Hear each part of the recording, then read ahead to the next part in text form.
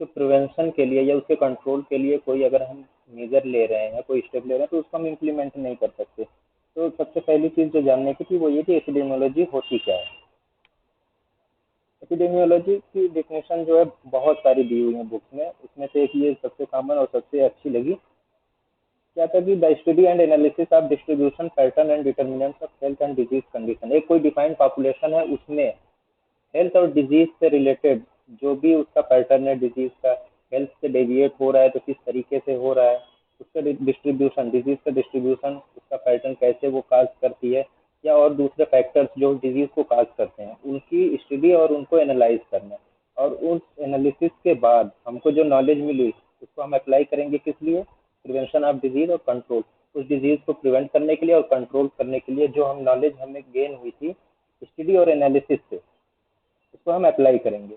ये तो था एपिडेमियोलॉजी। एपिडेमियोलॉजी 3 वर्ड है इसमें, एपी, डेमोस और लॉगस। एपी मतलब होता है अपॉन,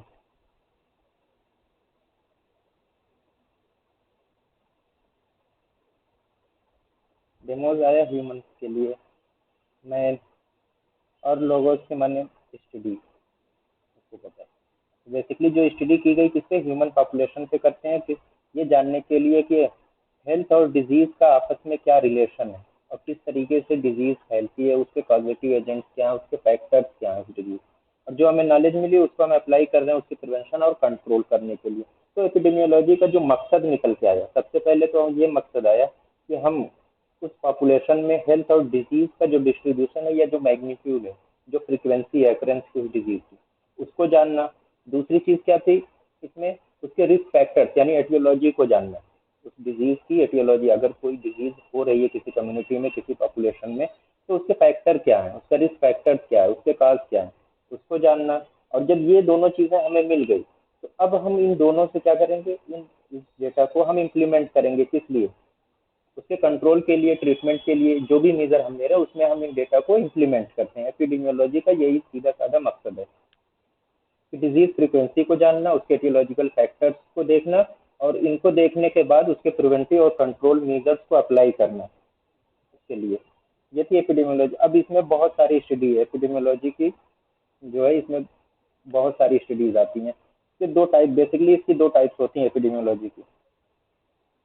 एक होती है ऑब्जर्वेशनल स्टडी और दूसरी होती है experimental study. Observational study, observation नाम में ही है कि सिर्फ ऑब्जर्व किया जाएगा, कोई उसमें हम प्रैक्टिकली कुछ नहीं करेंगे, सिर्फ ऑब्जर्व करेंगे, उसमें ऑब्जर्व कर। तो ऑब्जर्वेशनल स्टडीज की भी फिर फर्दर क्लासिफिकेशन आई, दो की दो सब टाइप्स आई, एक डिस्क्रिप्टिव स्टडी और एनालिटिकल स्टडी। डिस्क्रिप्टिव में क्या था, हाइपोथेसिस फार्मूलेशन, मतलब हाइपोथेसिस के माने होता है एजम्पशन, अज्यूम करना किसी चीज के बारे में, हम सिर्फ अज्यूम कर रहे हैं कि हाँ ये ऐसे ऐसे हो रही है। तो एक बार हमने जब अज्यूम कर लिया कि हाँ इस पॉपुलेशन में ये डिजीज बहुत कॉमन है, तो अब उसके लिए हमें क्या करना है, एनालिसिस करनी है, एनालिटिकल स्टडी, एनालिसिस करनी है कि हाँ उसमें क्या फैक्टर्स हैं, क्या काम कर रहे हैं, कैसे काम करेंगे, और किस तरीके से ये डिजीज का पैटर्न है, वो जानने के लिए फिर हम एनालिसिस करते हैं। उसमें ये multiple studies I, cohort study, case control, cross sectional और इकोलॉजिकल स्टडी। इसमें जो हमारे काम की हैं जिनको हम पढ़ेंगे वो ये तीनों स्टडीज हैं। इन तीनों की यूनिट क्या है, कोहार्ट स्टडी का यूनिट क्या है, इंडिविजुअल है, और इकोलॉजिकल स्टडी का क्या है, पॉपुलेशन का। ये कोरिलेशनल स्टडी भी इसको कहते हैं, इकोलॉजिकल स्टडी के, इसकी यूनिट ऑफ स्टडी क्या है, पॉपुलेशन को हम पूरा पढ़ते हैं। दूसरी चीज है, जब हमने यहाँ से डिजीज के पैटर्न को देख लिया, उसके काज को देख लिया, तो अब जाहिर सी बात है हमने यहाँ पे देखा था कि फिर उस नॉलेज को हमको क्या करना है, डिजीज प्रिवेंशन और कंट्रोल के लिए अप्लाई करना है। तो अब हम यहाँ पे उस हाइपोथेसिस को जो हमने टेस्ट किया था, अब उसको कंफर्म करेंगे एक्सपेरिमेंटल स्टडीज से, में एक्सपेरिमेंट करेंगे। अब यहाँ पे प्रैक्टिकली अब हम करेंगे प्रैक्टिकल काम। तो रेंडमाइज कंट्रोल ट्रायल है, फील्ड ट्रायल, कम्युनिटी और क्लिनिकल ट्रायल। इसमें जो हमारे काम का ये रेंडमाइज कंट्रोल ट्रायल, इसी को सबसे ज्यादा हमें पढ़ना है, इसी से क्वेश्चंस भी आते हैं। जैसे क्या हुआ, दो टाइप की एपिडेमियोलॉजिकल स्टडी है, ऑब्जर्वेशनल स्टडी और एक्सपेरिमेंटल स्टडी। ऑब्जर्वेशनल की सब टाइप दो हैं, डिस्क्रिप्टिव और एनालिटिकल। डिस्क्रिप्टिव में सिर्फ हम एज्यूम करते हैं कि हाँ ये डिजीज जो है प्रेजेंट सिनेरियो में इसका बहुत ज्यादा वो है, इंसिडेंस है, बर्डन बहुत ज्यादा है, तो अब हम इस बर्डन को कैसे चेक करेंगे कि हाँ इसको काज करने वाली क्या चीज है। तो काज करने के लिए जाहिर सी बात है हम टेस्ट करेंगे अपने आप को चेक करेंगे। ऑब्जर्व, दोनों ऑब्जर्वेशनल स्टडी। ऑब्जर्वेशन में सबसे पहले हमने बता दिया कि हाँ ये डिजीज है, कम्युनिटी में ये डिजीज हो रही है।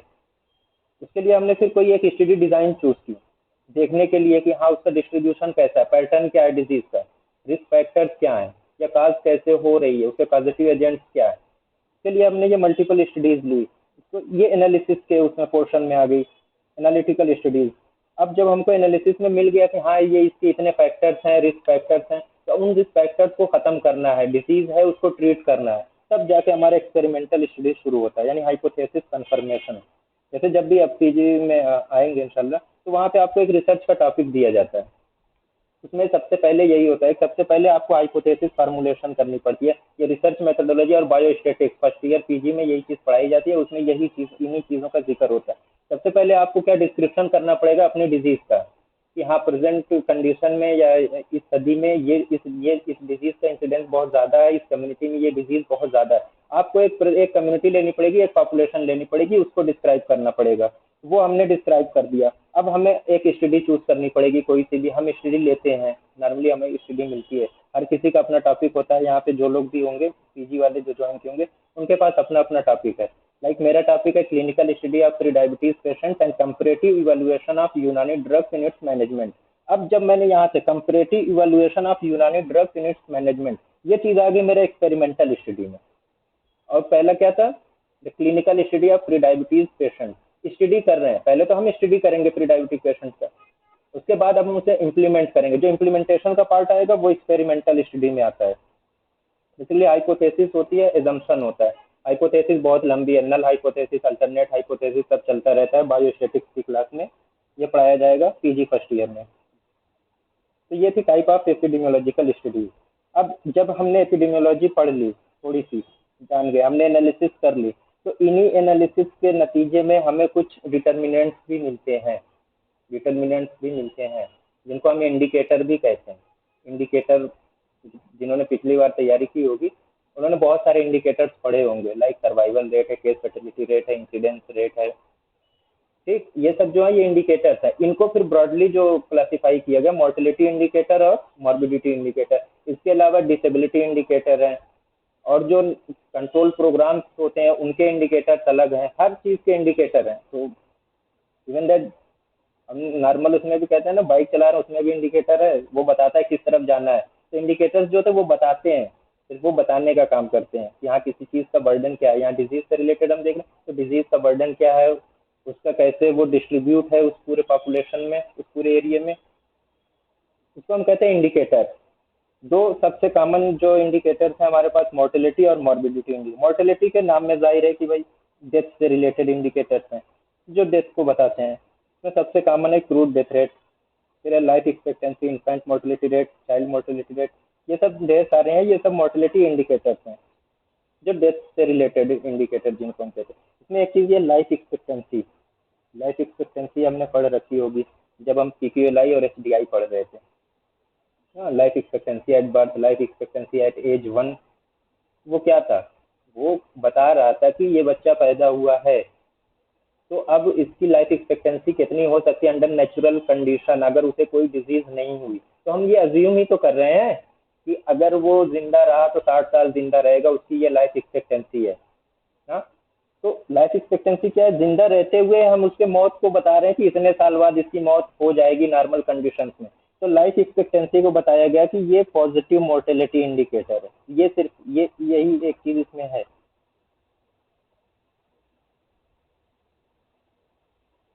पॉजिटिव मोर्टेलिटी इंडिकेटर मतलब अभी मरा नहीं है, लेकिन हम आगे का सोच के बैठे हैं कि हाँ इसको कोई डिजीज नहीं हुई, नॉर्मल अपनी नेचुरल कंडीशन में ये अगर जिया तो 60-70 साल तक जी लेगा। इसको कहते हैं लाइफ एक्सपेक्टेंसी, और यही चीज़ है पॉजिटिव मोर्टेलिटी इंडिकेटर इसको कहते हैं। क्योंकि अभी मौत हुई नहीं है, लेकिन अभी से हम अज्यूम करने लगे हैं। ये पॉजिटिव मोर्टेलिटी इंडिकेटर था, बाकी सब है आगे चल के सब एक एक करके सब पढ़ेंगे। मॉर्बिडिटी इंडिकेटर मतलब होता है कि any departure from normal health condition. अब हेल्थ कंडीशन किसी की सही है, उससे हट के अगर उसे कुछ हो रहा है, वो कुछ एक्सपीरियंस कर रहा है, तो हम उसको कहते हैं मॉर्बिडिटी इंडिकेटर। जैसे हेल्थ की डिफिनेशन हमने पढ़ी थी ना, health is the state of complete physical, mental and social wellbeing and not merely absence of disease और इन्फर्मिटी। क्या था, ये एक आइडियलिस्टिक गोल था कि मेंटली भी सही हो, फिजिकली सही हो, सोशली सही हो, और क्या था कि वो इस स्टेट में हो कि वो अपने सब काम आसानी के साथ कर ले। बाद में उसको रिफाइन किया गया था, सिर्फ डिजीज का ना होना ही हेल्थ नहीं बताया गया था। ये WHO की डिफिनेशन थी, लेकिन ये क्या था, आइडियलिस्टिक गोल था। आइडियलिस्टिक गोल इस वजह से था, जैसे हमने मिजाज में पढ़ा ना, मिजाज मोतदिल तिब्बी और मिजाज मोतदिल हकीकी। हकीकी में क्या था कि हर चीज मसावी मकदार में एकदम बराबर हो, किसी चीज की कमी ना हो उसके अंदर।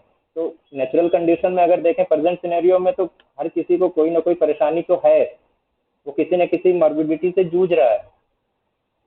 तो फिर एक ऑपरेशनल डिफिनेशन आई कि अगर वो इन कंडीशंस में ऐसी उसकी कंडीशन हो कि वो एक नॉर्मल प्रोडक्टिव लाइफ गुजार रहा हो, तो उसको हम हेल्दी मान लेंगे। यही चीज आई थी मिजाज मोतदिल तिब्बी में भी, कि उसके लिए जो सही है वो सही है, वो हेल्दी है। तो मॉर्बिडिटी इंडिकेटर का मतलब ये था कि नॉर्मल हेल्थ कंडीशन से उसकी कंडीशन में कुछ डिपार्चर हो जाए, थोड़ी सी भी अगर तब्दीली हो गई, तो वो हम कहेंगे मॉर्बिड कंडीशन। जैसे मॉर्बिड कंडीशन से जब हम डिजीज में बात करते हैं, ओबेसिटी को मॉर्बिड कंडीशन में मान लिया गया है। ओवरवेट या ओबेसिटी है, ये मॉर्बिड कंडीशन कहते हैं। फिर इसमें बहुत सारे इंडिकेटर्स मिले, इंसिडेंस एंड प्रिवेलेंस, आगे अभी इसको पढ़ेंगे। नोटिफिकेशन रेट है, ओपीडीज और हेल्थ सेंटर में आदमी कौन जाएगा, जिसके पास कोई परेशानी होगी वही तो ओपीडी में जाएगा, वही तो एडमिट होगा, इलाज वही करवाएगा। अब कोई हेल्दी है वो तो जाना नहीं है। तो मॉर्बिडिटी का मतलब क्या है, हेल्थ कंडीशन से थोड़ा सा हट के हो, जिसका जो कंडीशन हो वो नॉर्मल हेल्थ हेल्थ से हट के हो। ये मॉर्बिडिटी इंडिकेटर्स थे। इसके अलावा भी डिसेबिलिटी इंडिकेटर्स भी हैं, जैसे हमने सुलिवान इंडेक्स की बात की थी, और बहुत सारे इंडिकेटर्स हैं। बहुत लंबी लिस्ट है बुक में, तो सबको नहीं देखना है इसमें। सर ये लाइफ एक्सपेक्टेंसी वाला जो बता रहे थे, प्लीज रिपीट कर दीजिए इस पॉइंट को। लाइफ एक्सपेक्टेंसी हमने जब वहां पढ़ा था, तो हमने यही कहा था ना, हम एक्सपेक्ट कर रहे हैं, एक्सपेक्टेंसी लगा हुआ है। एक्सपेक्ट जब करेंगे तो हम फ्यूचर का सोच के ही तो कर रहे हैं। हाँ, फ्यूचर में अब बच्चा पैदा हुआ है, हमें नहीं पता कि वो कितने साल जिएगा, हम अज्यूम कर रहे हैं कि अगर उसे कोई डिजीज नहीं हुई, हमारी जो नेचुरल कंडीशन है इसमें अगर उसे कोई डिजीज नहीं हुई और वो नॉर्मल हेल्थ अपनी जी रहा है, तो वो कितने साल बाद जाके उसकी मतलब वो मरेगा, उसकी डेथ कब होगी। हर किसी की भाई, जाहिर सी बात है कि मरना तो सबको है। तो एक नेचुरल कंडीशन में जो मौत होती है, हम मानते हैं कि हाँ चलो इसने अपनी पूरी जिंदगी जी ली है। तो उसी को कहा गया कि अगर उसे कोई डिजीज नहीं हो रही है, तो वो इतने साल तक वो अपनी जिंदगी आसानी से गुजार लेगा, बिना किसी परेशानी के, बिना किसी मॉर्बिड कंडीशन के। अगर वो गुजार रहा है, उसको हम लाइफ एक्सपेक्टेंसी कहते हैं। लाइफ एक्सपेक्टेंसी क्या, मोर्टेलिटी में क्यों कहा गया, क्योंकि हम यहाँ मरने की बात कर रहे हैं। जिंदा है लेकिन हम ये सोच रहे हैं कि इतने साल बाद इसको मरना है, तो इसलिए इसको पॉजिटिव मोर्टेलिटी इंडिकेटर कहा गया। इसमें कुछ ओके नहीं सर। है, याद नहीं करना है, बस ये चीज खाली, ये पॉजिटिव, ये क्वेश्चन आया हुआ है कि इसमें से 4-5 दे दिया जाएगा। इसमें से ये पूछा गया कि कौन सा पॉजिटिव मोर्टेलिटी इंडिकेटर है, तो ऑप्शन में यही था, लाइफ एक्सपेक्टेंसी थी आपकी। ठीक, अब मरने की बात ज्यादा हो रही है, तो जिन लोगों ने क्लिनिकल प्रैक्टिस वाले होंगे, उन्होंने डेथ सर्टिफिकेट भी बना रखे होंगे। मौत तो होती ही रहती है हॉस्पिटल में, तो डेथ सर्टिफिकेट कैसे बनता है, खासतौर से इंटरनेशनल डेथ सर्टिफिकेट, जो WHO ने जो गाइडलाइन जारी की उसके अकॉर्डिंग, इंटरनेशनल डेथ सर्टिफिकेट, इसमें 4 लाइन होती हैं, सबने पढ़ रखी होगी। 4 लाइन, 4 लाइन है भी। 2 पार्ट में ये डिवाइड होती है, पार्ट 1 और पार्ट 2। पार्ट 1 में 3 लाइन होती है, पार्ट 2 में एक सिंगल लाइन होती है। तो दोनों को मिला के टोटल कितनी हुई डेथ सर्टिफिकेट में, 4 लाइन। एक चीज तो ये हो गई। अब इसमें देखिएगा, लाइन 1A, वो कंडीशन, वो डिजीज जो डायरेक्ट डेथ को काज कर रही है, उसमें हम इसका डिस्क्रिप्शन करेंगे, अभी बताता हूँ कैसे करते हैं। दूसरी जो लाइन आई दी थी, या 1B, उसमें जो अंडरलाइन काज है, उसके जस्ट नीचे जिसने उसको काज किया, उस चीज को किया, ये था अंडरलाइन काज। और लाइन 1C, मेन अंडरलाइन या एंटीसीडेंट काज, जो डेथ को प्रोसीड कर रहा है, जिसकी वजह से डेथ हुई अल्टीमेटली। और पार्ट 2 में एक ही लाइन थी, लाइन 2, जो और उसी के साथ जो और दूसरी कंडीशन थी, डिजीज कंडीशन थी, जिसने हेल्प किया मरने में, लेकिन डायरेक्ट ये मौत का सबब नहीं है सेकेंड लाइन वाला, लेकिन ये क्या कर रहा है, उसको एग्रीवेट कर रहा है और जल्दी से उसे मौत की तरफ धकेल रहा है। कहने का मतलब ये मेन सिग्निफिकेंस जो इधर ही है, पार्ट 1 में ही है। तो इसमें यहाँ पे बस ये चीज़ देखें, 4 लाइन है कैसे है। अब मान लीजिए किसी को डायबिटीज़ है, किसी को डायबिटीज़ थी, एक चीज़ हो गई डायबिटीज़, और उसकी कुछ दिनों के बाद डेथ हो गई। इसका डेथ सर्टिफिकेट आपको बनाना है। आपने उसको फॉलो अप कर रहे थे, फॉलो अप किया, हमने पाया कि 3-4 साल बाद उसको हाइपरटेंशन भी डेवलप हो गया था, हाइपरटेंशन भी डेवलप। और ये बहुत कॉमन है, डायबिटिक पेशेंट को अगर किसी ने फॉलो अप किया होगा तो इलाज कर रहा होगा, 3-4 साल बाद ऑटोमेटिक हाइपरटेंशन डेवलप हो ही जाता है। उसको हाइपरटेंशन भी हो गया था, डायबिटिक पेशेंट था, उसको हाइपरटेंशन भी हो गया और उसकी डेथ हो गई कुछ दिनों में। अब इसका सर्टिफिकेट आपको बनाना है, WHO की ये जो रिकमेंडेशन उसके अकॉर्डिंग। तो अब इसमें कैसे बनेगा, सबसे पहले तो मेन काज से आइए, कि जो मेन अंडरलाइन काज था इससे आइए। मेन अंडरलाइन काज क्या होगा डेथ का, यही डायबिटीज होगी। जो मेन डिजीज थी वो क्या थी, डायबिटीज थी। कुछ दिनों के बाद उसको हाइपरटेंशन डेवलप हो गया था। इसको हम रखेंगे लाइन 2 में, क्योंकि ये सिग्निफिकेंट है। ये क्या कर रहा है, ये प्रोसीड करा रहा है जल्दी से उसकी डेथ के काज करने में, ये भी एक फैक्टर है। तो इसको हम इस लाइन में रखेंगे, लाइन 2 में, हाइपरटेंशन को। अब डायबिटीज का एक कॉमन कॉम्प्लिकेशन, डायबिटीज के कॉमन कॉम्प्लिकेशन में क्या होते हैं, माइक्रोवास्कुलर कॉम्प्लिकेशन की अगर हम बात करें तो उसके 3 बड़े कॉमन कॉम्प्लिकेशन है। नेफ्रोपैथी, न्यूरोपैथी और रेटिनोपैथी। हाँ, ये 3 उसके हैं माइक्रोवास्कुलर कॉम्प्लिकेशन डायबिटीज के। तो डायबिटीज का कॉम्प्लिकेशन, मान लीजिए डायबिटीज हुई तो उसको क्या हो गया, डायबिटिक नेफ्रोपैथी हो गई।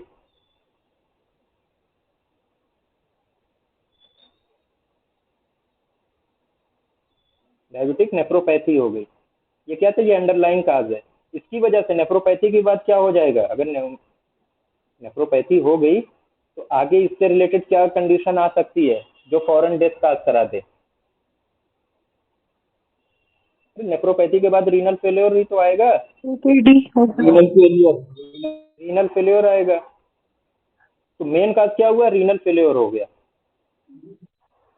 जिसने डायरेक्ट डेथ काज कराई, रीनल शटडाउन हुआ या रीनल फेलियर हो गया, उससे डेथ हो गई। रीनल फेलियर हुआ क्यों, क्योंकि डायबिटिक नेफ्रोपैथी हो गई थी। और डायबिटिक नेफ्रोपैथी हुई क्यों, क्योंकि पेशेंट डायबिटिक था, उसको डायबिटीज थी। अब अगर कोई आपसे पूछे कि अंडरलाइन काज या मेन एंटीसीडेंट काज क्या था इस डिजीज का, तो वो थी क्या, डायबिटीज थी। और जो डायरेक्ट काज था, जिसने डायरेक्ट डेथ काज की, वो था रीनल फेलियर था। बीच वाला ये अंडरलाइन काज किया, डायबिटिक नेफ्रोपैथी। हाँ, उसका जो सपोर्टिव रोल किसने अदा किया, हाइपरटेंशन ने। हाइपरटेंशन को हम इस मेन काज में क्यों नहीं लेके आ रहे, क्योंकि हाइपरटेंशन अगर काज करता, डेथ काज करेगा, तो ये क्या करेगा, या तो ये कोरोनरी आर्टरी डिजीज कराएगा, या तो कहीं पे मान लीजिए सेरेब्रल हेमरेज करा दे। लेकिन यहाँ पे ये क्या कर रहा है, ये जब हाइपरटेंशन होता है तो इसमें भी जो आपकी किडनीज है वो अफेक्ट करती हैं। कार्टिकोमेडुलरी डिफरेंशिएशन लास्ट बहुत जल्दी होता है, किसी को डायबिटिक नेफ्रोपैथी और साथ में हाइपरटेंशन है तो CMD जो होता है बहुत जल्दी खत्म होता है। तो क्या करती है, किडनी श्रिंक करने लगती है। उसके बाद क्या होगा, लास्ट में रीनल शटडाउन होना है। रीनल फेलियर हो गया, रीनल फेलियर ने क्या किया, डेथ काज कर दी। मेन काज क्या आया, डायबिटीज आया। वहां से ये 2 क्वेश्चन आपको बन गए। इसेंस ऑफ डेथ सर्टिफिकेट कहते हैं एक चीज। तो पहले इसको बताइए, मोस्ट इंपॉर्टेंट लाइन कौन सी होगी आपके अकॉर्डिंग, इस डेथ सर्टिफिकेट में मोस्ट इंपॉर्टेंट लाइन क्या होगी।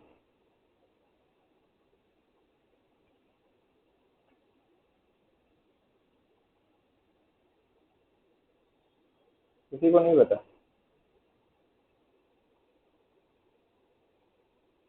लास्ट टाइम जिन्होंने तैयारी की थी उन्होंने भी नहीं पढ़ा इसको, डेथ सर्टिफिकेट को। मोस्ट इंपॉर्टेंट लाइन ये होगी आपकी, देखिए ये एक तो ये बोल्ड लेटर में है ही, पहले तो सब कैपिटल लेटर में। अब मेन लिखा भी हुआ है, मेन अंडरलाइन काज, मेन एंटीसीडेंट काज क्या है, डायबिटीज है। तो मोस्ट इंपॉर्टेंट लाइन क्या होगी, लाइन 1C।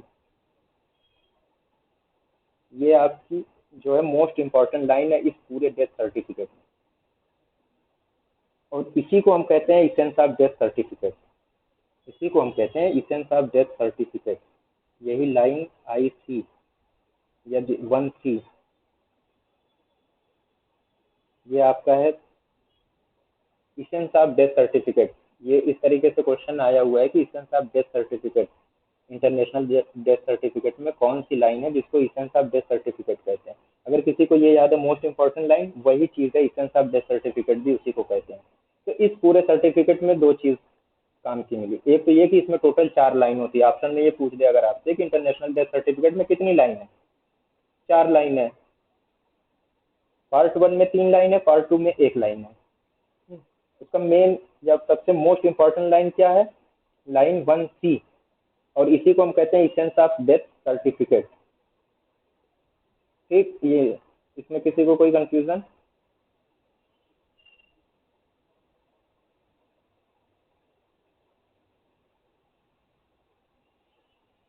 नहीं, चलिए। तो ये हो गया डेथ सर्टिफिकेट, मोर्टेलिटी से रिलेटेड था। डेथ सर्टिफिकेट बनाना आना चाहिए सबको, कुछ लोगों ने बनाया भी होगा।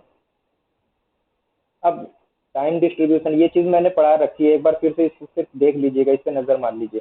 टाइम डिस्ट्रीब्यूशन, डिजीज का हम डिस्ट्रीब्यूशन ही तो चेक कर रहे थे वहाँ पे। एपिडेमियोलॉजी में एक चीज़ आती है, डिजीज का डिस्ट्रीब्यूशन भी चेक किया जाता है, उसकी फ्रिक्वेंसी, उसका अकरेंस कैसे कैसे हो रहा है। तो उसके लिए हमें टाइम डिस्ट्रीब्यूशन उसका किस तरीके से हो रहा है ये चीज़ जानना बहुत ज़रूरी है। तो ये पहले भी मैंने पढ़ा रखा है, इसको बस एक बार देख लीजिएगा। इसमें क्या फ्लक्चुएशन की बात मैंने की थी, शॉर्ट टर्म, पीरियाडिक और लॉन्ग टर्म फ्लक्चुएशन हुए थे। शॉर्ट टर्म में क्या हुआ था, इसी को हम कहते हैं एपिडेमिक। शॉर्ट टर्म फ्लक्चुएशन को हम कहते हैं एपिडेमिक, सबने पढ़ रखा है। नंबर ऑफ केसेस, किसी डिजीज का जो केस है नॉर्मल एक्सपेक्टेंसी से बहुत ज़्यादा होने लगे, नॉर्मल एक्सपेक्टेंसी से बहुत ज़्यादा अगर केसेस आने लगे तो हम उसको कहते हैं एपिडेमिक। उसी को शॉर्ट टर्म फ्लक्चुएशन भी बोलते हैं। अब नॉर्मल एक्सपेक्टेंसी आप कैसे निकालेंगे, 3 से 5 साल, 4 से 5 साल तक देखिए कि उस जो जो पॉपुलेशन है, जो कम्युनिटी है, वहाँ पे हर साल कितने केस उस डिजीज के आ रहे थे। तो जो 10 से 15, मान लीजिए 10 से 12 या 10 से 15 केसेस आ रहे थे हर साल, कितने केस आ रहे थे, हमने 5 साल का डेटा निकाल के देखा तो वहाँ पे इतने केस हमको मिले। अब अचानक से क्या हुआ कि एक ही 2 महीने में 15-20 केस आ गए, एक ही 2 महीने में मोर देन 15 केस आ गए। अब हम क्या कहेंगे कि जो नॉर्मल एक्सपेक्टेंसी है उससे केस ज़्यादा आ गया, और अचानक से आया, थोड़े ड्यूरेशन के लिए आया, 1 महीने के अंदर आ गया। तो ये चीज़ हुई, इसी को हम कहते हैं एपिडेमिक, इसी को हम कहते हैं एपिडेमिक। नॉर्मल एक्सपेक्टेंसी देख लीजिए ना कैसे निकालते हैं, average number of cases of the disease in previous 3 to 5 years in that geographical area. Geographical area क्या है, कम्युनिटी या जो एक डिफाइंड पॉपुलेशन ग्रुप है वहीं पे देखेंगे। अब अगर नॉर्मल एक्सपेक्टेंसी 0 है तो एक सिंगल केस भी है, एक सिंगल केस भी है तो उसको हम एपिडेमिक मान लेंगे। अब कोई पॉपुलेशन है वहाँ पे कोई डिजीज ही नहीं हो रही है, कोई डिजीज ही नहीं हो रही है, लाइक यूके को ले लीजिए, यूनाइटेड किंगडम है, या ऑस्ट्रेलिया को ले लीजिए जहाँ पे रेबीज नहीं होता। अब अगर एक केस भी रेबीज का मिल गया वहाँ पे तो वो क्या हो गया, उसके वहाँ पे एपिडेमिक हो जाएगा, वो डिजीज क्या हो जाएगी, उसको हम कहेंगे एपिडेमिक। क्यों, क्योंकि नॉर्मल एक्सपेक्टेंसी 0 थी, नॉर्मल एक्सपेक्टेंसी 0 है तो एक केस भी एपिडेमिक कहलाएगा। कोई पॉपुलेशन है जहाँ पे कोई डिजीज खत्म हो गई थी, हमने इरेडिकेट कर दिया, लाइक क्या, इरेडिकेटेड एक ही डिजीज है, कौन सी डिजीज इरेडिकेट हुई अब तक,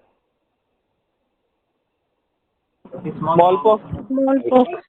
अब मान लीजिए कहीं भी दुनिया के किसी भी कोने पे एक स्मॉल पॉक्स का केस मिल जाए तो उस जगह को हम क्या कहेंगे, वहां पे एपिडेमिक हो गया, किसका, स्मॉल पॉक्स का। हिंदुस्तान से क्या है, ड्रैकनकुलियोसिस, याज, लेप्रोसी एलिमिनेटेड है। यहाँ पे अगर एक केस मिल जाए इस तरीके से, याज का 1 या 2 केस मिल गया आपको, तो क्या हुआ, अब वो उसको हम कहेंगे एपिडेमिक हो गया इस डिजीज का, क्योंकि ऑलरेडी एलिमिनेटेड थी, कोई केस नहीं हो रहा था, अचानक से एक केस आ गया। यहाँ पे ये चीज लिखी हुई ना, if normal expectancy is 0, even 1 case, single case is considered as epidemic.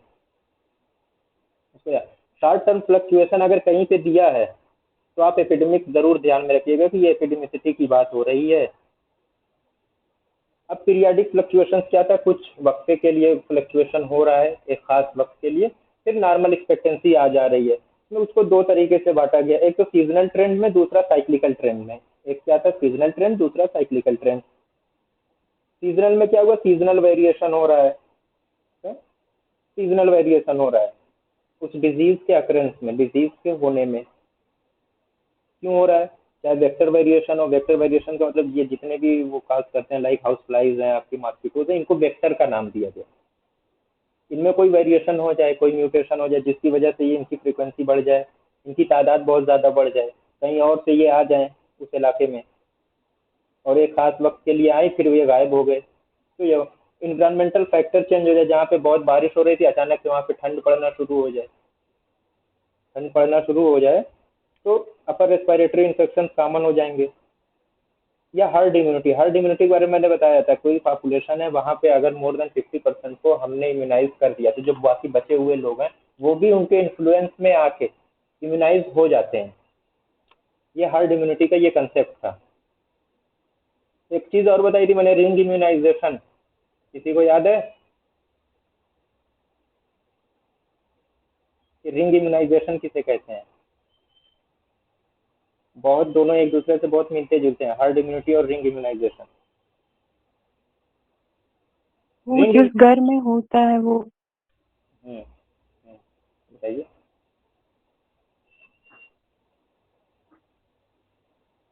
हम उनको वैक्सीनेटेड कर देते हैं ना जिनमें डिजीज हो रही होती है या जिनमें मोस्ट लाइकली डिजीज होती है। यही चीज थी। अब मान लीजिए आपके परिवार में, आपकी फैमिली में 10 लोग रह रहे हैं सपोज दैट, उसमें से 2 लोगों को कोई इन्फेक्शन हो गया। हाँ, उनको दो लोगों को आपको पता है कि हाँ इनको इन्फेक्शन हो गया, ये कांटेक्ट में आ गए, आपने उनको इम्यूनाइज कर दिया, सिर्फ उन्हीं को आपने इम्यूनाइज कर दिया। बाकी लोग क्या हुए, अब बच गए क्योंकि अब वो उस डिजीज का वो ट्रांसमिट नहीं कर पा रहे हैं, वो इम्यूनाइज हो गए हैं, तो बाकी लोग बच गए। इसको रिंग इम्यूनाइजेशन, क्योंकि यहाँ पे डिजीज का वो था कि हाँ भैया होस्ट जो है वो जिसने डिजीज को काउंटर कर लिया। और हर्ड इम्यूनिटी में क्या था, नहीं यहाँ पे अभी डिजीज का वो एंट्री नहीं हुई है, बल्कि हमने एज ए प्रिकॉशनरी कुछ लोगों को, 15 लोग हैं उसमें से 10 लोगों को हमने इम्यूनाइज कर दिया, तो 5 लोग और थे वो भी उन्हीं के इन्फ्लुएंस में आके वो भी इम्यूनाइज हो जाते हैं, ऐसा देखा गया है, तो उसको हर्ड इम्यूनिटी कहा गया।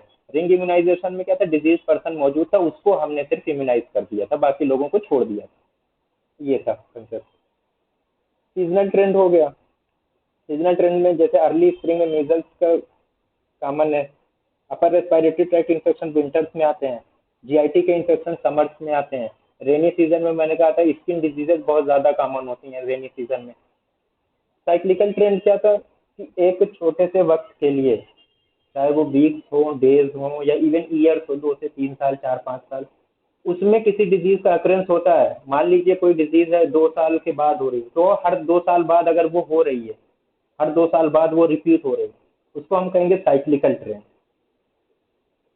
जैसे यहाँ पे एग्जाम्पल में आपके दिया हुआ है, मीजल्स हर 2 से 3 साल के बाद कॉमन है, रूबेला 6 से 9 साल पे, इन्फ्लुएंजा के पेंडेमिक हर 10 से 15 साल पे आते हैं, ये ऐसा पाया गया।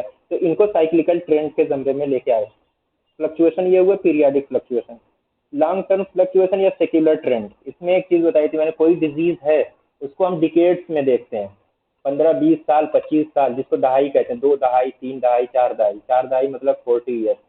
तो इस तरीके से या तो वो बढ़ेगी सिर्फ, या तो उसका ग्राफ ऊपर की तरफ जा रहा है उस डिजीज का, या तो उसका ग्राफ नीचे की तरफ आ रहा है, दोनों काम इसमें होता है, लेकिन एक ही डायरेक्शन में जाएगा। अगर कोई डिजीज है, अगर ग्राफ ऊपर जा रहा है तो ऊपर ही जाना चाहिए उसका लगातार, ये लॉन्ग टर्म फ्लक्चुएशन है। और नीचे जा रहा है तो नीचे ही आना चाहिए उसका ग्राफ, इसी को हमने सेक्युलर ट्रेंड भी, इसका दूसरा नाम सेक्युलर ट्रेंड भी है ना। Implies changes in occurrence of a disease, progressive increase और decrease over a long period of time, several years और डिकेड्स का लफ्ज यहाँ पे लिखा हुआ है।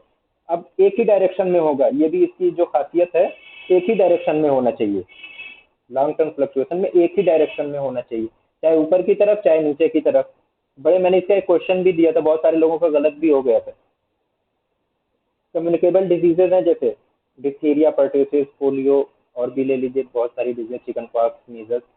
क्या हुआ कि ये कुछ कुछ दहाइयों में अगर आप देखें पिछले 20 से 30 साल में, तो इनका इंसिडेंस कम हो गया, ये धीरे धीरे कम हो रही हैं। अब चाहे वो वैक्सीनेशन से हो या और भी दूसरी बेटर कंडीशन आ गई हो, लेकिन क्या है कि इनका इंसिडेंस अब कम हो रहा है, डिजीज कम हो रही है ये। इसी के साथ साथ दूसरी डायबिटीज, हाइपरटेंशन और ओबेसिटी, ये बहुत तेजी के साथ बढ़ रही हैं, सब देख रहे हैं इस वक्त इनका इंसिडेंस सबसे ज्यादा है। तो एक बढ़ रहा है एक घट रहा है। अब ऐसा नहीं है कि डायबिटीज 20 दिन के लिए बढ़ रही है, फिर एक महीना कम हो गई, फिर अगले 10 दिन के लिए बढ़ नहीं, कंटिन्यूअस डायबिटिक जो है वो बहुत तेजी से बढ़ रहे हैं। और ऐसा माना गया कि कुछ दिनों के बाद इंडिया डायबिटिक कैपिटल हो जाएगा, इतनी तेजी से यहाँ पे डायबिटीज के केस हो रहे हैं। अब वो लाइफ स्टाइल चेंजेस हैं जो भी हैं, तो कहने का मतलब कि एक ही डायरेक्शन में जाए कॉन्स्टेंटली, लगातार ऊपर नीचे ना हो, उसमें ऐसा फ्लक्चुएशन ना हो कि एक बार प्लस में जा रहा है फिर माइनस में आ गया, नहीं। अगर प्लस में जा रहा है तो प्लस में ही जाना चाहिए ऊपर की तरफ, अगर घट रहा है तो घटना ही चाहिए, definite movement in one direction. ये था लॉन्ग टर्म फ्लक्चुएशन, ये तो। और शॉर्ट टर्म में एपिडेमिक, एपिडेमिक के बारे में थोड़ा सा और डिटेल देख लीजिए, बार बार इस पे सवाल आएगा। ये पढ़ चुके हैं हम लोग। टाइप ऑफ एपिडेमिक ना, सिंगल एक्सपोजर था, कॉमन सोर्स था, प्रोपेगेटेड था। सिंगल एक्सपोजर में क्या होता है, तो मैंने शार्प राइज और शार्प फॉल केसेस होता है। जितनी तेजी से केस बढ़ेंगे उतनी ही तेजी से केस कम भी हो जाएंगे। यहाँ पे अगर एक्सपोजर हो रहा है तो अगर हम इस तरीके से लें, ये हो गया, यहाँ पे एक्सपोजर हुआ, ये इंक्यूबेशन पीरियड था मान लीजिए उस चीज का, यहाँ से केस बढ़ा और जितना पीक हुई जितनी जल्दी उतनी ही तेजी से फिर ये डाउन हो गया। एक सिंगल एक्सपोजर के नतीजे में ये हो रहा है। आगे ना, clustering of cases in narrow interval of time, यहाँ पे क्लस्टरिंग हो गई केस की। सबसे अच्छी बात क्या है, इसमें सेकेंडरी वेव्स नहीं आती। एक ही बार एक्सपोजर हुआ तो सेकेंडरी वेव्स आने का चांस ही नहीं है। यानी पीक जो इसकी जो नंबर ऑफ पीक जो होती है वो सिंगल होती है, एक ही पीक होती है, सेकेंडरी वेव्स इसमें नहीं आती हैं। सिंगल एक्सपोजर या पॉइंट सोर्स एपिडेमिक। सबसे अच्छा जो है भोपाल गैस ट्रेजेडी, सबने पढ़ी होगी ट्रेजेडी के बारे में, एक ही रात में हुआ था ये। फूड पॉइजनिंग का मैंने एग्जांपल दे दिया था।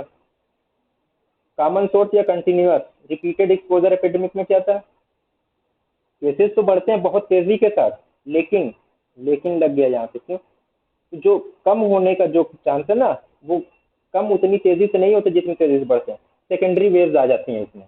अब अगर कंटिन्यूअस या रिपीटेड एक्सपोजर हो रहा है, केस तो बड़ा बहुत तेजी के साथ, इस तरीके से जैसे ही कम हो रहा था दूसरा एक्सपोजर ने क्या किया, दूसरी पीक बनवा दी इसकी, तीसरे एक्सपोजर ने यहीं से तीसरी पीक बनवा दी। तो मल्टीपल इसका जो होता है, ये मल्टीपल पीक्स या मल्टीपल वेव्स आती हैं इसमें, सेकेंडरी वेव्स, टर्शियरी वेव्स। अभी कोरोना में क्या हुआ था, एक वेव आई, दूसरी वेव फिर आ गई, वो खत्म हो रही थी, ये हुआ कि तीसरी लहर आ गई है। इसमें नंबर ऑफ पीक्स जो होते हैं मोर देन वन होती हैं, नंबर ऑफ वेव्स जो होती हैं, या सेकेंडरी वेव्स कह लीजिए, टर्शियरी वेव्स, कंटिन्यूअस इसमें वेव्स आती रहती हैं। तो क्या वो केस तो बढ़े बहुत तेजी के साथ, लेकिन कम उतनी तेजी से नहीं हो पा रहे हैं क्योंकि सेकेंडरी वेव्स आ रही हैं। ये कॉमन सोर्स और कंटिन्यूअस या रिपीटेड सोर्स था। प्रोपेगेटेड में क्या था कि धीरे धीरे केसेस बढ़ेंगे और उसी के साथ साथ ऐसे ऐसे करके कम भी होते रहेंगे cases. Person to person transmission होता है इसमें, पर्सन टू पर्सन इसमें ट्रांसमिशन होगा। और कब तक नहीं खत्म होगा ट्रांसमिशन, कब तक खत्म नहीं होगा, जब तक इन्फेक्टेड इंडिविजुअल से लोगों का एक्सपोजर नहीं खत्म होगा। मान लीजिए मुझे कोई केस था, मैं कोई केस हूँ किसी डिजीज का, हाँ, मैं किसी से मिला, 4-5 लोगों से मिला, उनमें से 2 को डिजीज हो गई।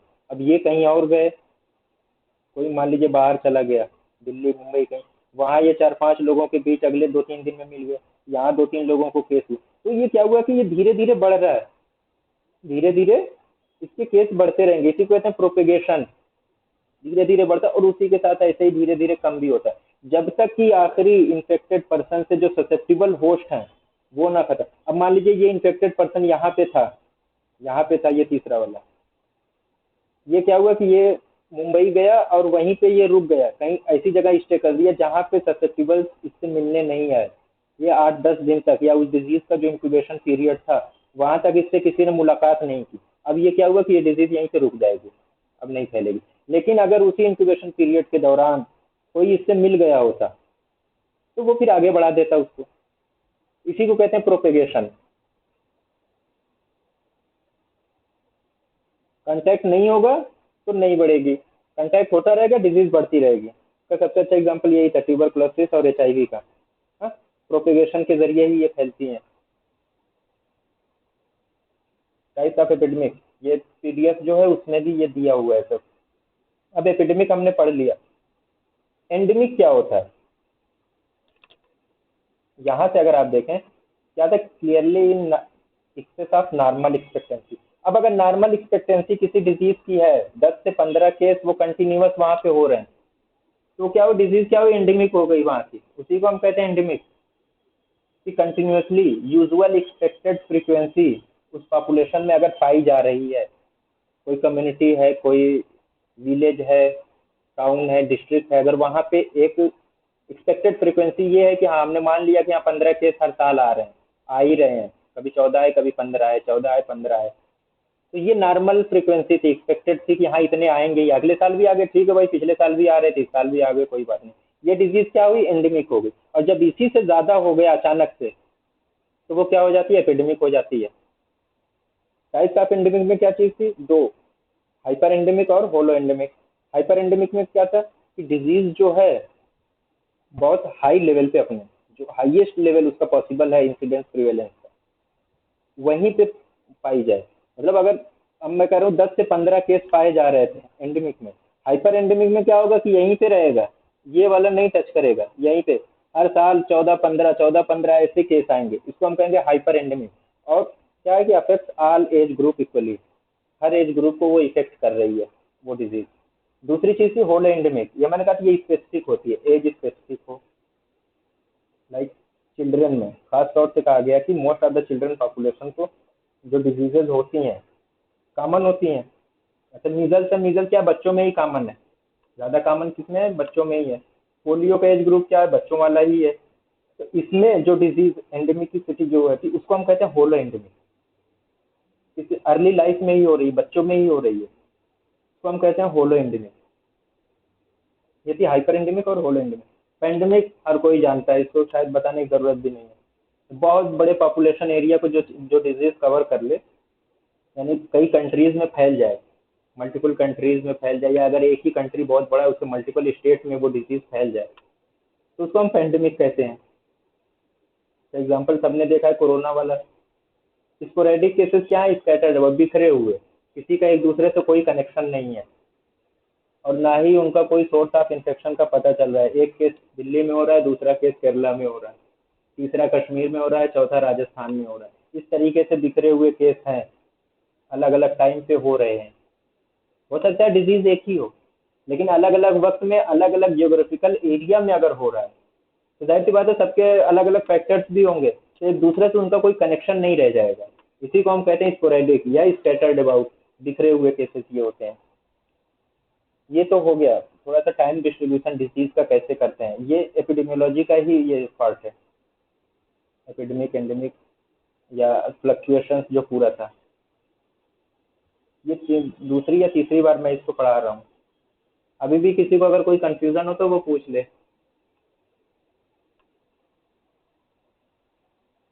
नहीं है, चलिए ठीक। अब आते हैं जो सबसे अच्छी चीज़ थी हमारी, हमने ऑब्जर्वेशनल स्टडी में हमने एक डिस्क्रिप्शन कर लिया, अब एनालिसिस, हमने डिजीज का डिस्क्रिप्शन कर लिया कि ये वाली कंडीशन इस पॉपुलेशन में बहुत ज़्यादा पाई जा रही है, तो अब उसको एनालिसिस भी तो करना है कि कैसे हो रही है, उसमें रिस्क फैक्टर्स क्या क्या काम कर रहे हैं। उसमें जो सबसे क्लासिकल स्टडी थी जिसने बहुत ज़्यादा नाम कमाया वो थी कोहार्ट स्टडी, सबने पढ़ा होगा इसके बारे में। टाइप ऑफ एनालिटिकल या ऑब्जर्वेशनल स्टडी में दो दो चीज़ें मैंने बताई थी ना, डिस्क्रिप्टिव और एनालिटिकल।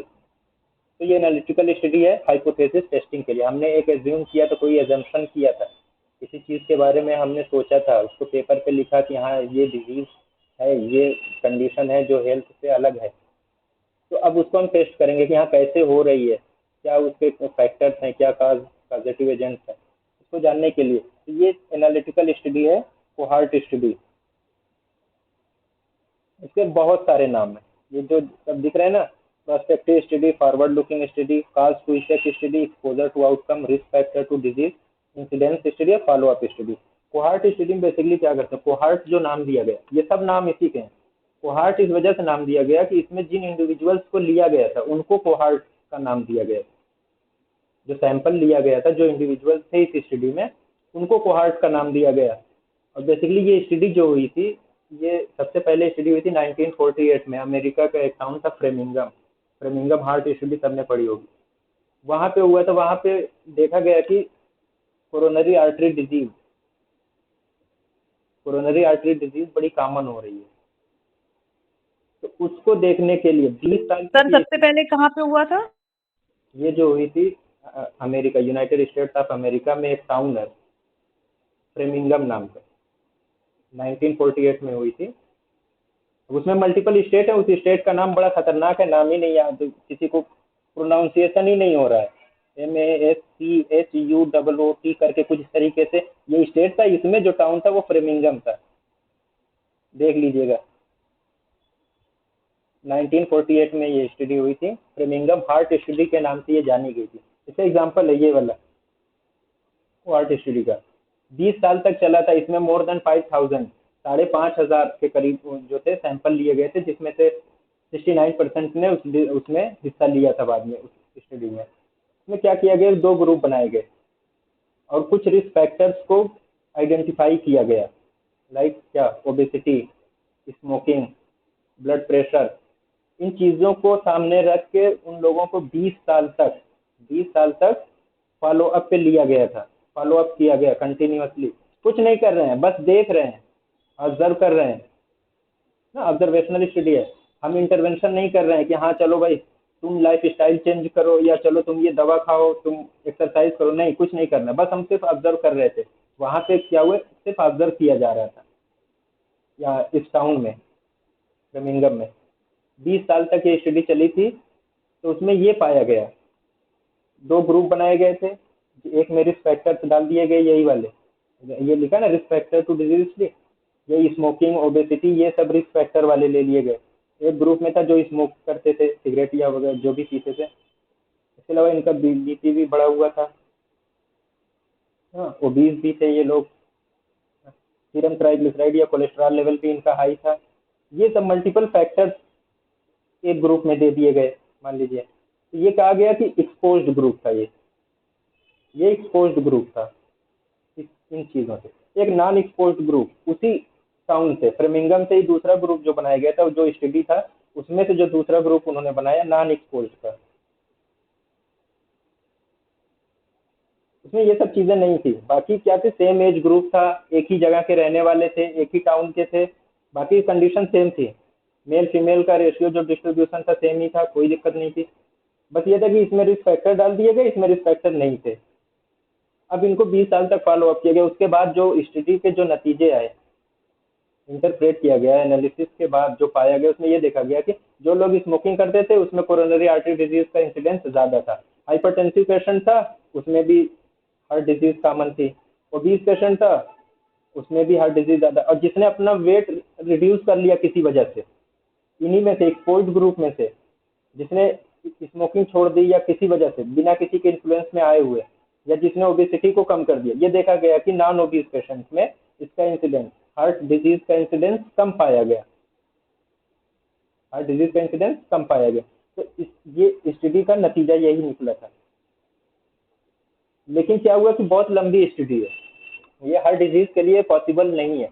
20 साल अगर हम किसी को ऑब्जर्व कर रहे हैं, मान लीजिए इसमें जो इन्होंने सैंपल साइज लिया था उसके अकॉर्डिंग इन्होंने जो एज ग्रुप रखा था 30 to 60 ईयर्स का रखा था मेरे ख्याल से, यही होगा। अब किसी 55 साल वाले को मान लीजिए हमने लिया था, अब 20 साल के बाद 75 होना था, वो 60 साल में ही टपक गया, 65 साल में ही वो चल रहा था। तो क्या हुआ, लास्ट टू फॉलो अप बहुत ज़्यादा था, इसीलिए मैंने कहा ना अराउंड 69% ही उस स्टडी को पूरा कर पाए थे। इससे ये ड्रॉबैक भी था, और हर कंडीशन में इसको हम फॉलो भी नहीं कर सकते। रेयर डिजीजेज में हम कर सकते हैं जिसका बहुत ज़्यादा हमें पता नहीं है कुछ, उनको हम देख सकते हैं, ऑब्जर्व करते रहेंगे कुछ पीरियड, कुछ वक्त के बाद पता चल जाएगा हाँ हो सकता है इसी की वजह से ये हो रहा था। अब जब हो सकता है तो उसको हमने जब 20 साल तक देखा तो उसमें से पाया कि हाँ ये 2-4 चीज़ें थी, इसकी वजह से ये डिजीज हो रही थी। अब तो ज़्यादातर डिजीजेस के जो एटियोलॉजी है वो कॉमन है, मिल गई है, जिनकी नहीं मिली थी उसी के लिए हो रहा था। फ्रेमिंगम हार्ट स्टडी में कुछ जानना नहीं इस तरीके से, बस ये जानना है फ्रेमिंगम हार्ट स्टडी जो थी वो कोहार्ट स्टडी थी। बेसिकली क्या थी, कोहार्ट। और कोहार्ट स्टडी में क्या कहते हैं, काज टू इफेक्ट, मतलब काज तो हुआ है, काज तो है, इफेक्ट हमें जानना है, या एक्सपोजर हो चुका है, आउटकम के लिए हम देख रहे हैं। रिस्क फैक्टर मौजूद है, डिजीज हो रही है कि नहीं हो रही है, ये चेक करना है। फॉरवर्ड लुकिंग, इसी को वही फॉरवर्ड लुकिंग या प्रोस्पेक्टिव स्टडी भी इसको कहते हैं। फॉरवर्ड लुकिंग के आगे की तरफ ही देख रहे हैं। स्टडी आज शुरू हुई है, मान लीजिए प्रेजेंट में शुरू कर रहे हैं हम 2023 में, और आउटकम हम सोच रहे हैं कब मिलेगा हमें, 2050 में, 2045 में। कोहार्ट स्टडी इस तरीके से चलती है। एक्सपोजर तो हो गया है, आउटकम नहीं पता है। आउटकम कब आएगा, 20 साल बाद आएगा, 25 साल बाद आएगा। इस तरीके से ये होता है। तो इसके इसी वजह से इनके मल्टीपल नेम दिए गए, सब इसी के सिनोनिम है। फॉरवर्ड लुकिंग स्टडी है, वो भी कोहार्ट स्टडी है। एक्सपोजर टू आउटकम है, रिस्क फैक्टर टू डिजीज है, या इंसिडेंस स्टडी है, वो क्या है, कोहार्ट स्टडी में ही आता है। अब इसकी 3 टाइप्स दे दी गई, प्रोस्पेक्टिव कोहार्ट स्टडी, रेट्रोस्पेक्टिव और मिक्स्ड। 3 टाइप दे दी गई थी कोहार्ट स्टडी की। प्रोस्पेक्टिव में क्या था, इसको करंट कोहार्ट स्टडी या कंकरेंट कोहार्ट स्टडी भी कहते हैं। आउटकम आउटकम नहीं हुआ था, जब मैंने बताया ना, स्टडी हमने शुरू कर दी है, एक्सपोजर हो गया है, लेकिन आउटकम जानना है हमें। तो आउटकम अभी नहीं हुआ था, जब हमने स्टडी शुरू की तो आउटकम नहीं हुआ था। ये प्रोस्पेक्टिव कोहार्ट स्टडी है, सिर्फ एक्सपोजर हुआ है। हम क्या देख रहे हैं, उस डिजीज का both expose and non expose group में हम वो देखेंगे वो डिजीज डेवलप हो रही है तो कितना हो रही है। जाहिर सी बात है, जब इसको हमें देखना है तो कुछ साल तो चाहिए ना उसको फॉलो अप करने के लिए। ये प्रोस्पेक्टिव थी। आज प्रेजेंट दौर में एक्सपोजर हो गया है, रिस्क फैक्टर आज मिले हैं, लेकिन वो डिजीज काज करेगा नहीं करेगा वो 15-20 साल के बाद हम जानेंगे। बहुत लंबी स्टडी होती है, टाइम ड्यूरेशन बहुत लंबा होता है इसमें। ये मल्टीपल नेम है, इसको याद कर लीजिए, क्या पता कहीं इन्हीं सब में से कोई नाम दे दे। एक सवाल आया था 2019 के आईपीजेट एग्जाम में कि incidence rate is measured by, अभी बताऊंगा इंसिडेंस रेट इसमें से निकलता गया, कोहार्ट स्टडी से ही वो निकला है इंसिडेंस रेट, इसलिए उसको इंसिडेंस स्टडी भी कहते हैं। तो 2 एग्जांपल बहुत अच्छा था, एक तो फ्रेमिंगम हार्ट स्टडी, दूसरी Doll and Hills prospective study on smoking and lung cancer. इन्होंने क्या किया था, इन्होंने यूनाइटेड किंगडम, ब्रिटेन में, इंग्लैंड में ये स्टडी हुई थी स्मोकिंग और लंग कैंसर की। एक ग्रुप इन्होंने लिया जो स्मोक करता था, दूसरा ग्रुप था जो स्मोकिंग नहीं करता था। अब इन्होंने इसको ऑब्जर्व किया, कुछ सालों तक ऑब्जर्व किया होगा, फिर ये पता करने के लिए कि स्मोकर में कितना लंग कैंसर हो रहा है और नॉन स्मोकर में कितना लंग कैंसर हो रहा है, तो उसका इंसिडेंस जानने के लिए ये स्टडी हुई थी। ये भी थी क्या, कोहार्ट स्टडी थी। ये वाली इंग्लैंड में हुई थी, ये अमेरिका में हुई थी। बस। दूसरी चीज थी रेट्रोस्पेक्टिव कोहार्ट स्टडी, इसको कहते हैं हिस्टोरिकल या नॉन कंकरेंट कोहार्ट स्टडी। इसमें 2 चीजें, कोहार्ट स्टडी भी है, केस कंट्रोल स्टडी भी आती है। एक्सपोजर और आउटकम दोनों आ चुका है। एक्सपोजर जब हम स्टडी शुरू करते हैं इसमें रेट्रोस्पेक्टिव कोहार्ट स्टडी में, तो एक्सपोजर भी हो चुका है और उसका आउटकम भी मिल चुका है, चाहे डेथ हो गई हो या कोई डिसेबिलिटी हो गई हो, कोई कॉम्प्लिकेशन डेवलप हो गया हो, मतलब आउटकम आ गया था। जब स्टडी हमने शुरू की तो हमारे पास दोनों डेटा अवेलेबल था, लेकिन हम क्या कर रहे हैं, पहले सिर्फ जा रहे हैं एक्सपोजर में, पहले हम सिर्फ एक्सपोजर को चेक करेंगे, वहां से शुरू करेंगे। एक्सपोजर जब हुआ था पीछे की तरफ जा रहे हैं, इसीलिए इसको रेट्रोस्पेक्टिव कहा गया। पहले हम सिर्फ एक्सपोजर को लेंगे, cohort identified from past hospital, जब उसको डिजीज नहीं हुई थी, या कॉलेज रिकॉर्ड से देखेंगे कि हाँ ये कब का था, वहां से फिर अब हम उसको देखेंगे वो डिजीज कैसे कैसे डेवलप हुई थी उन ग्रुप्स में, एक्सपोज और नॉन एक्सपोज। कॉलेज ग्रुप में क्या हुआ, कॉलेज ग्रुप में कैसे आइडेंटिफाई करेंगे, वहां से आइडेंटिफाई ये किया गया कॉलेज ग्रुप में, पता कैसे किया गया, जैसे भी वो लोग करें कि कितने परसेंट जो लोग थे, कितने लोग थे जो स्मोकर थे स्टूडेंट, और कितने नॉन स्मोकर थे। मान लीजिए अगर हम लंग कैंसर और स्मोकिंग की ही बात कर रहे हैं, तो वहां से हमने कोहार्ट ली। कोहार्ट का मतलब ये होता है कि जिनमें डिजीज नहीं हुई है, नॉर्मल इंडिविजुअल्स हैं, और वो उनके जो कुछ कैरेक्टरिस्टिक्स हैं वो सेम हो, लाइक एज ग्रुप सेम हो, एक ही जगह के होने चाहिए। कॉलेज में है तो एक ही उनका एनवायरनमेंट भी, उनका सराउंडिंग भी सेम ही है, और कॉलेज है तो वहाँ ज़्यादातर आसपास के एरिया के ही लोग रहेंगे, तो सराउंडिंग्स भी सेम हो गई। इन्हीं को कोहार्ट कहा जाता है। तो कोहार्ट को हमने ले लिया पहले, हालांकि आउटकम हो चुका है, हमने पाया कि हाँ लंग कैंसर हो चुका है, स्मोकिंग किए थे, लेकिन पहले हम गए कहाँ, 20 साल पहले जब वो कॉलेज में पढ़ता था, वहाँ जब उसको डिजीज का कोई चांस ही नहीं था, सिर्फ वो स्मोकिंग शुरू किया था, वहाँ से अब देख रहे हैं उसको फॉलो अप। हाँ स्मोकिंग की थी, फिर कॉलेज से ये निकला, उसने कोई जॉब ली, कुछ भी किया। दूसरा जो स्मोकिंग नहीं कर रहा था वो कैसे कैसे आया, उन दोनों को अब फिर 20 साल के बाद वाला कंसेप्ट जब अब प्रेजेंट सिनेरियो में लेके आए, तो उसमें से हमने देखा कि जो जिन्होंने स्मोकिंग शुरू की थी 20 साल पहले, उनको कैसे, कितने लोगों को उनमें से कैंसर हुआ, कितने लोगों को नहीं हुआ, और जिन्होंने नहीं की थी उनमें से कितने लोगों को हुआ। तो क्या हुआ कि दोनों चीज तो थी हमारे सामने, एक्सपोजर भी था, आउटकम था, लेकिन पहले क्या लिया गया, एक्सपोजर को ले लिया गया। 20 साल पहले हम गए, पुराना रिकॉर्ड उठाया, वहां से चेक किया। इसको रेट्रोस्पेक्टिव कोहार्ट स्टडी कहते हैं। दो चीजें थी इसमें, कोहार्ट भी था और case control. Case control study इसी में आगे आनी है। जैसे ना effect of fetal monitoring and neonatal death. Neonatal death हो चुकी है, लेकिन अब क्या किया, हम हॉस्पिटल में गए, जो एंटीनेटल विजिट हो रही थी वहां पे हमने पता किया कि हाँ इनकी फीटल मॉनिटरिंग हो रही थी या नहीं हो रही थी, कितने लोगों की हुई, कितने लोगों की नहीं हुई, जितने लोगों की हुई उनमें से कितने की डेथ हुई, जितने लोगों की नहीं हुई उनमें से कितने की डेथ हुई है। तो यही था, डेथ तो हो चुकी थी या जो आउटकम था वो आ चुका था, लेकिन हम पहले कहाँ गए, एक्सपोजर की तरफ। इस तरीके से ये कंबाइंड में क्या था कि दोनों थी, मिक्स्ड कोहार्ट स्टडी है, मतलब प्रोस्पेक्टिव भी और रेट्रोस्पेक्टिव भी। इसमें भी वही काम करना था, एक्सपोजर और आउटकम दोनों हो चुके थे जब स्टडी शुरू हुई थी। पहले हम क्या कहाँ गए, एक्सपोजर में गए, फिर हमने उस डेवलपमेंट, उस डिजीज का डेवलपमेंट देखा, ठीक। उसके बाद अब डिजीज का डेवलपमेंट हमने देख लिया, डिजीज हो गई, एक्सपोज और नॉन एक्सपोज ग्रुप में क्या क्या डिजीज हुई। अब उसके बाद भी हम उसको फिर से हम उनको फॉलो अप करेंगे, आगे देखेंगे कि अब इनके में और क्या क्या हो रहा है, क्या क्या चेंजेस और आ सकते हैं। तो इसमें तीन तरीका हो गया।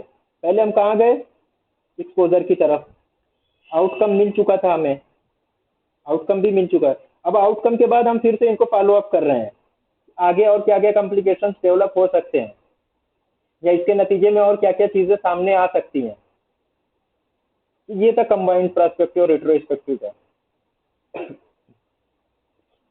ये कोहार्ट स्टडी थी बेसिकली। ये इसमें से एक सवाल सबसे कॉमन आता है कि incidence rate is measured by, किस स्टडी से मेजर करते हैं, कोहार्ट स्टडी से करते हैं। यार रिलेटिव रिस्क किससे निकालते हैं, कोहार्ट स्टडी से निकालते हैं। कैसे निकालते हैं आगे देखिएगा। इंसिडेंस रेट, इसकी डिफिनेशन है number of new cases occurring in A defined population during a specified period of time. 20 साल में हमने देखा, हमने फॉलो अप किया पेशेंट को, ये पाया कि जो रिस्क पॉपुलेशन थी, जो एक्सपोज पॉपुलेशन थी, उनमें से कितने लोगों को वो डिजीज डेवलप हुई, वो नई डिजीज आई, पर 1000 लग गया। हाँ, टोटल पॉपुलेशन थी, उसमें से जितने लोगों को केस ये डेवलप हुआ या डिजीज हुई, ये था इंसिडेंस रेट।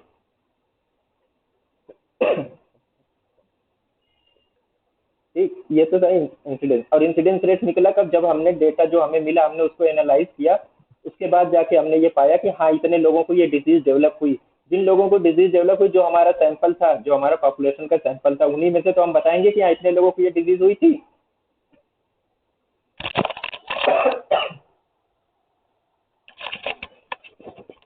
ये था इंसिडेंस। इंसिडेंस क्या है, रेट है। रेट क्यों है, पर 1000 पॉपुलेशन पे हम इसको डिफाइन करते हैं कि हाँ 1000 लोगों में से 12 लोगों को लंग कैंसर हुआ था, ये बताएंगे, या 15 लोगों को हुआ था, 1000 पर 1000 पीपल। ये था इंसिडेंस रेट। इसी में दो चीजें और दे दी गई, स्पेशल टाइप का इंसिडेंस रेट, स्पेशल टाइप का इंसिडेंस रेट, अटैक रेट और secondary attack rate. Attack rate क्या है, अटैक रेट का मतलब ये है कि जब एक छोटे से अरसे के लिए, बहुत छोटे से वक्फे के लिए एक्सपोजर हो, जब उस ग्रुप ऑफ पॉपुलेशन का या ग्रुप ऑफ पीपल का बहुत छोटे से अरसे के लिए, स्मॉल इंटरवल ऑफ टाइम के लिए एक्सपोजर हो, तो उसमें जितने लोग डिजीज को डेवलप करते हैं उसको कहा गया अटैक रेट। बेसिकली ये इंसिडेंस रेट की भी ये स्पेशल टाइप है, ये दोनों अटैक रेट। इसको निकालते कैसे हैं, है ना।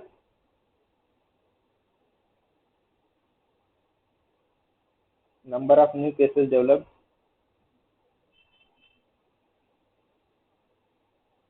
Over a specified period of time.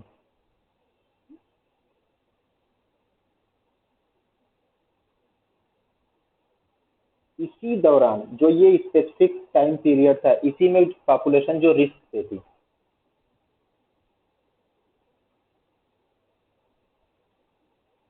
Total population at risk during the same period, इसी टाइम पीरियड में जो टोटल पॉपुलेशन रिस्क पे थी, उनमें से वो डिजीज के कितने केसेस आ रहे हैं, यहाँ पे अब ये देखिए,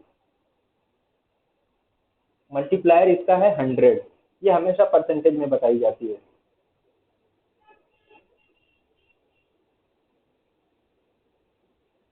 ये हमेशा किसमें बताई जाती है? परसेंटेज में अटैक रेट। जब ब्रीफ एक्सपोजर हो, स्मॉल इंटरवल ऑफ टाइम के लिए, स्मॉल पीरियड ऑफ टाइम के लिए एक्सपोजर हो रहा है पॉपुलेशन का, तो उसमें जो इंसिडेंस रेट मिलेगा उसको हम कहते हैं अटैक रेट। का फार्मूला है number of new cases developed over a specific या specified period of time upon total population at risk during the same specified period of time into 100। हमेशा हम बताएंगे कि इतने परसेंट अटैक रेट है उस डिजीज का। दूसरी चीज थी सेकेंडरी अटैक रेट। इसमें क्या था? Number of exposed person developing the disease within the range of incubation period following exposure to primary case. अब यहाँ पे देखिए प्राइमरी केस का एक जिक्र आ गया। प्राइमरी केस क्या है? जिसको सबसे पहले वो डिजीज हुई थी। अभी उसमें आगे पढ़ेंगे। एक होता है प्राइमरी केस, एक होता है इंडेक्स केस। प्राइमरी केस ये होता है कि जिसको सबसे पहले वो डिजीज हुई, और इंडेक्स केस होता है कि जो इन्वेस्टिगेटर के नॉलेज में जो पहला केस आया।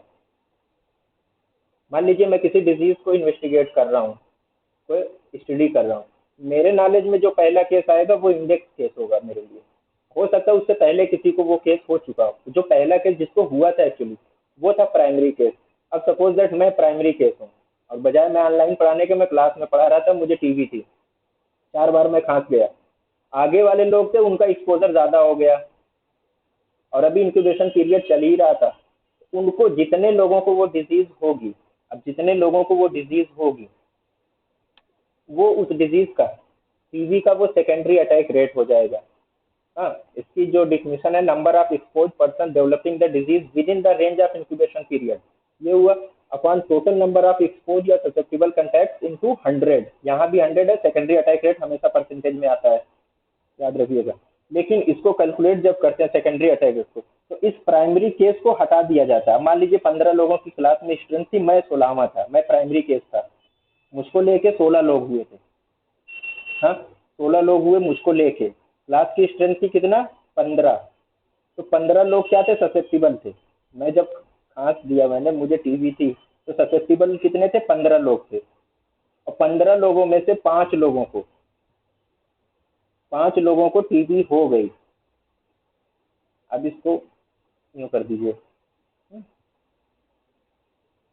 तो 100/3 अराउंड कितना हुआ? 33%। लगभग अगर हम लें तो 33% इसका क्या हुआ है? इस डिजीज का सेकेंडरी अटैक रेट है। मुझे नहीं गिना जाएगा, मैं अपने आप को इसमें नहीं लूंगा क्योंकि मैं प्राइमरी केस था, मुझे थी ऑलरेडी डिजीज। मैंने कितने लोगों को फैलाई उस डिजीज के इंक्यूबेशन पीरियड के दौरान, इसको हम कहते हैं secondary attack rate. Primary case को हमेशा अलग कर देंगे, न्यूमरेटर और डिनोमिनेटर दोनों जगह से। ठीक, सेकेंडरी अटैक रेट में यही एक चीज सबसे खास बात है कि प्राइमरी केस को एक्सक्लूड कर देते हैं जब सेकेंडरी अटैक रेट हम निकालते हैं। फैलाई तो मैंने ही थी, मुझको लेके उस क्लास में 16 लोग थे, लेकिन जब हम निकालने लगे तो मुझको अब एक्सक्लूड किया जाएगा क्योंकि मैंने फैलाया है, मैं था पहले से एक्सपोज, डिजीज कंडीशन मेरी थी। ये था secondary attack rate. Incidence rate इस तरीके से निकला कि number of new cases of disease in total population into 1000, ये रेट था। इसी का ये दोनों स्पेशल टाइप थे इंसिडेंस के, अटैक रेट और सेकेंडरी अटैक रेट। देखिए आवाज थोड़ा सा खराब होगी। अब इसमें एक चीज और देख लीजिए थोड़ा सा, strength of association cohort study कैसे। हम इसमें 2 चीजें निकाल, एक तो हमने इंसिडेंस देख लिया डिजीज का कि कोहार्ट में निकला, और अब हम स्ट्रेंथ एसोसिएशन देखेंगे कि हाँ अगर स्मोकिंग से लंग कैंसर हो रहा था तो कितना हो रहा है। जो रिस्क हम निकालते हैं वो चीज थी रिलेटिव रिस्क। रिलेटिव रिस्क निकालते हैं। रिलेटिव रिस्क कैसे निकालते हैं? रिस्क क्या, ये क्या करते हैं रिलेटिव रिस्क क्या, एक्सपोज और नॉन एक्सपोज में हमने बात की थी ना कि हमने 2 ग्रुप बनाए, एक एक्सपोज लिया एक नॉन एक्सपोज लिया। नॉन एक्सपोज में क्या था, उनको जो रिस्क फैक्टर थे उनके अंदर नहीं थे। एक्सपोज में क्या लिया कि जिनमें रिस्क फैक्टर थे। अब स्मोकिंग का अगर एग्जाम्पल हम ले रहे थे तो 15-15 का 2 ग्रुप हमने बना लिया। एक स्मोकिंग कर रहा था, एक नहीं कर रहा था। 15 में हमने क्या पाया कि 7 लोगों को लंग कैंसर हो गया, और अगले जो नॉन स्मोकर थे उसमें सिर्फ 2 लोगों को हुआ। ठीक, तो अब जब हम रिलेटिव रिस्क निकालेंगे कि हाँ लंग कैंसर का स्मोकिंग का क्या क्या एसोसिएशन है, इन दोनों का क्या नाता है, क्या रिलेशन है, हाँ? तो अब क्या करेंगे, इंसिडेंस अमंग एक्सपोज। कितना इंसिडेंस था लंग कैंसर का एक्सपोज में? 7 लोगों का, और इसमें कितने लोगों का था? सिर्फ 2 लोगों का था। इसको आप करेंगे तो कितना आएगा? 3.5। ये एसोसिएशन निकला रिलेटिव रिस्क में, ये एसोसिएशन निकला कि 3.5 टाइम्स मोर कॉमन है इसमें एक्सपोज पर्सन में लंग कैंसर। अगर स्मोकिंग कर रहा है कोई तो उनके में 3.5 गुना ज़्यादा ये पाया गया कि लंग कैंसर हो सकता है बमुकाबले किनके, जो लोग स्मोकिंग नहीं कर रहे थे। इसी को कहा गया रिलेटिव रिस्क। रिलेटिव रिस्क का ये इसका फार्मूला था, incidence of the disease of death among expose, और दूसरी चीज है अमंग नॉन एक्सपोज। ये हमने फार्मूला करके ये हमने निकाल लिया। एसोसिएशन कैसे चेक करते हैं? अब रिलेटिव रिस्क 3 तरीके से होता है, अगर मोर देन 1 है, या रिलेटिव रिस्क इक्वल टू 1 है, या रिलेटिव रिस्क लेस देन 1 है। लेस देन 1, मोर देन 1 यही वाला ले लीजिए 3.5, 3.5 गुना ज्यादा है, यानी पॉजिटिव एसोसिएशन है, यानी जो स्मोकिंग है वो काज करता है लंग कैंसर को, वो काज करता है। तो ये हुआ ये पॉजिटिव एसोसिएशन, इसको हम कहते हैं अगर रिलेटिव रिस्क मोर देन 1 आ रहा है। अब मान लीजिए बराबर है, 7 लोगों को यहाँ भी लंग कैंसर हुआ जो स्मोकिंग कर रहे थे, और 7 ही लोगों को जो नॉन स्मोकर थे उनको भी हो गया। तो हमने जब इनको डिवाइड किया तो क्या आया? 1 आया। तो कोई एसोसिएशन नहीं, ये पाया गया कि स्मोकिंग का कोई एसोसिएशन नहीं लंग कैंसर के काज करने में, यानी जो एक्सपोर्ट थे उनको भी उतना ही हो रहा है, जो नॉन एक्सपोर्ट है उनको भी इतना ही हो रहा है। तो ये कहा गया कि नो एसोसिएशन। ठीक, अब अगर मान लीजिए यहाँ पे कम हो रहा था, यहाँ पे सिर्फ 5 लोगों को हुआ जो जो एक्सपोज थे, जो स्मोकर थे, और नॉन स्मोकर में ज्यादा होने लगा कैंसर किसी वजह से, तो अब ये लेस देन 1 आएगा ना, लेस देन 1 आएगा, अराउंड 0.7 इसके आसपास आएगा। तो लेस देन 1 हो गया, यानी निगेटिव एसोसिएशन है। हम ये मान रहे हैं कि जो नॉन एक्सपोज्ड है उनमें ज्यादा हो रहा है बमुकाबले एक्सपोज्ड के, तो इसको हम कहते हैं नेगेटिव एसोसिएशन। ये चीज है नेगेटिव एसोसिएशन। ठीक, रिलेटिव रिस्क किसी कुछ इसमें अगर दिक्कत हो तो पूछ सकता है। एक चीज यहाँ पे याद रखिए, relative risk is a ratio. क्यों रेशियो? मैंने क्या बताया था रेशियो के बारे में, कि न्यूमरेटर और डिनोमिनेटर दोनों अलग अलग क्वांटिटी होंगी, दोनों का एक दूसरे से कोई रिलेशन नहीं होगा। ये एक्सपोज्ड है, ये नॉन एक्सपोज्ड है, दोनों अलग हैं, इसलिए ये रेशियो है। हाँ, ये चीज याद रखिएगा। रिलेटिव रिस्क अगर मोर देन 1 है, या इक्वल टू 1 है, या लेस देन 1 है, तो एसोसिएशन क्या बनेगा? पॉजिटिव एसोसिएशन में हुआ अगर मोर देन 1 है, ये एग्जांपल मैंने पहले दिया था, तो हम मानेंगे कि हाँ जो हमने रिस्क फैक्टर लिया है उसका एसोसिएशन है डिजीज काज करने में। और अगर 1 है तो कोई एसोसिएशन नहीं, भाई जितने एक्सपोज में हो रहा है उतने नॉन एक्सपोज में हो रहा है, तो रिस्क फैक्टर का कोई खास रोल नहीं है इसमें, इस डिजीज को काज करने में। अगर लेस देन 1 आ रहा है, जैसे जो नॉन एक्सपोज पॉपुलेशन है उसके में ज्यादा वो इंसिडेंस हो रहा है उस डिजीज का मुकाबले जो एक्सपोज है। जो स्मोकिंग करते थे उनके में 2 लोगों को कैंसर हुआ 15 में, और जो स्मोकिंग नहीं करते उनके में 8 लोगों को कैंसर हो गया। तो क्या हुआ कि लेस देन 1 आ गया ना अब रिलेटिव रिस्क, निगेटिव एसोसिएशन। हम मानेंगे कि नहीं, स्मोकिंग करने का कोई रिलेशन नहीं है लंग कैंसर में,